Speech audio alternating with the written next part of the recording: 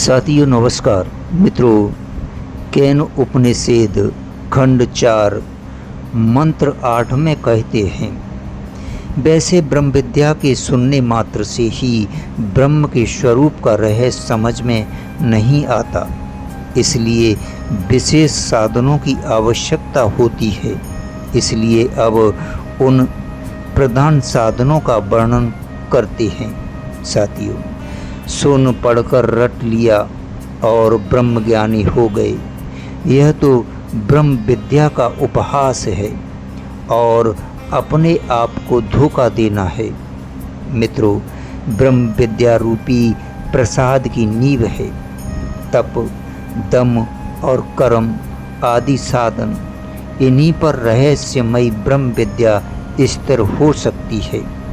जो साधक साधन संपत्ति की रक्षा, वृद्धि तथा स्वधर्म पालन के लिए कठिन से कठिन कष्ट को सहर्ष स्वीकार नहीं करती, जो मन और इंद्रियों को भली भांति बस में नहीं कर लेते और जो निष्काम भाव से अनासक्त होकर बड़ा श्रमोचित आवश्यक कर्तव्य कर्म का अनुष्ठान नहीं करते, वे ब्रह्म विद्या का यथार्थ रहस्य नहीं जान पाते, क्योंकि ये ही उसे जानने के प्रधान आधार हैं।